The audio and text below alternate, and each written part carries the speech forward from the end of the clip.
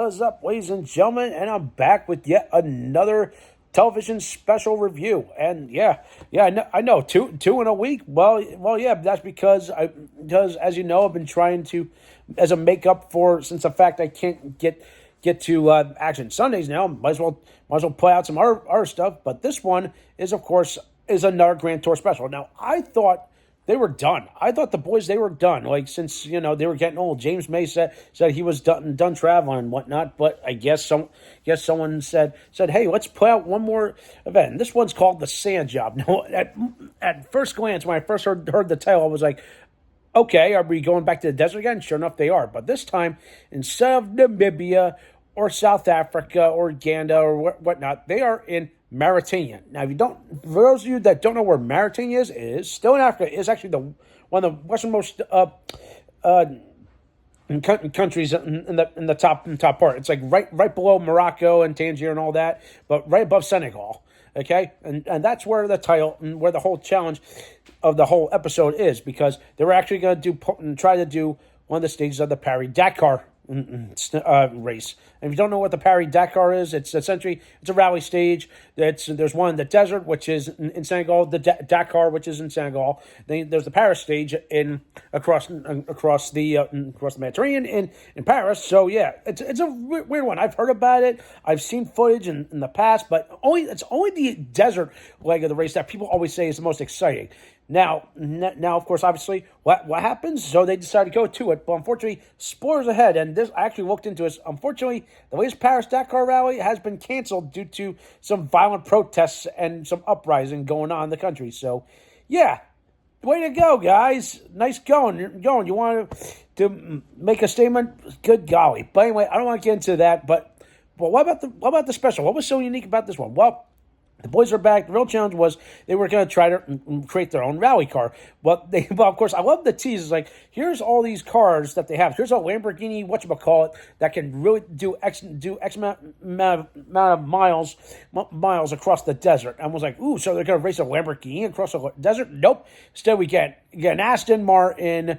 We get a Maserati and whatever the third one was. I forget what it was, but I know I love how they tease you with here's three cars that are capable of doing top speeds across the desert, especially when it comes to a rally stage for the Paris-Dakar. But no, they're way too expensive. So we're gonna go with these guys. Here's an Aston Martin. Here's this. Here's that. So what do they do with it? Well, you get hilarity. So you get them just traveling across the desert, braving the elements, and quite frankly, just them in their absolute freaking element. And of course, just seeing Richard Hammond, I feel bad for Richard throughout this entire thing. He was trying to make his Aston like really adept to the climate, which of course I'm going to say this right now. Aston Martin DB8 Volante or DB9 Volante, I don't think it would be capable of surviving in the desert if alone. Like you just left it alone and not chipped it out, I don't think it would have survived at all because of the air filter and whatnot. But yeah, you could have, again, they could have gone with a Lamborghini. They could have gone with a Morgan whatchamacallit, but no, they went with all these. And again, I love how they just do the tease. They do some crazy stunts. They do some crazy fun pranks, which I really did like. James May, being James May, being the geek as he is. And of course, oh my goodness, I was laughing so hard when they filled his car with sand. And then things get crazy with, oh, wait a minute. How come Hammond's the smart one where he actually put a convertible tent on top of his Aston, and we got shit Boy Scout tents. I'm like, yeah. But of course, I wouldn't want to be camping in a freaking desert in freaking Africa, on the western part of Africa, when you got all the elements against you. I wouldn't do it. But then again, it would be kind of fun to do in a perfect world. But outside of that it was just a blast just seeing our three favorite petrol heads just gear up for another adventure across not the Sahara, to the Kalahari, I believe.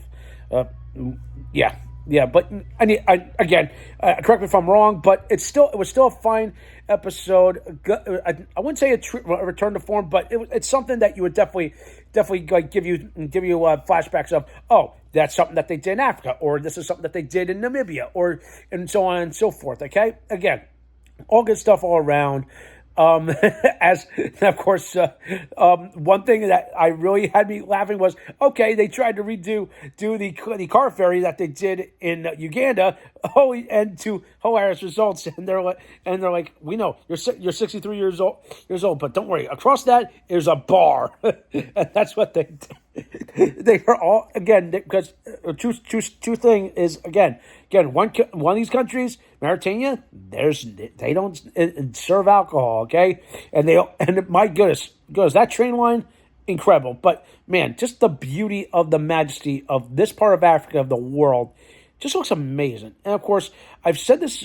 I hate to sound like a broken record. I've said this in past Grand Tour specials. I've said this in past videos. Is I just want to travel the world, just peel the curtain of politics and economics and all this, and just admire the beauty of the world, where it's Thailand or Asia, or the deserts of Africa, or the jungles of the Amazon rainforest. There's a beautiful world out there that you really should check it out for yourself. And again, and that's easier said than done since COVID changed everything. I've been in Italy. I've talked about that at length. I've been to Puerto Rico. I've been to Caribbean. I would love to add one more country to my list. I would love to add more. Maybe I should be on the Amazing Race. Who knows? But I'm getting off the topic. Overall, the Grand Tour of Sand Job, great stuff all around. Definitely give it a watch if you have not seen it. It's only been out on Amazon for 2 months now. For more, if this is another sign that they want to do more, who knows? Obviously, they said I really think they should stop because some of them are complaining, oh, we're too old. I'm like, first off, 63 years old isn't old. He's older than my dad, and my dad's the same age.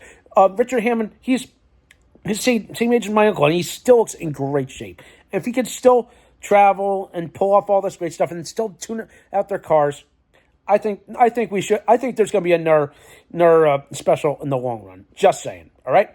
So if I had to give the Sand Job a score, I'm going to give the Sand Job. I'm going to give it a hard 8 for now. I wanted to rate slightly higher, but so far I compared this to, say, a Seaman or the Massive Hunt ones. I felt like this was slightly better than those, but far better than Eurocrash, in my opinion. But that's just me. All right, so that does it for this week. I want to hear your thoughts. Give us a watch, thumbs this video, subscribe my channel, Steve, for some more awesome and exciting content, folks.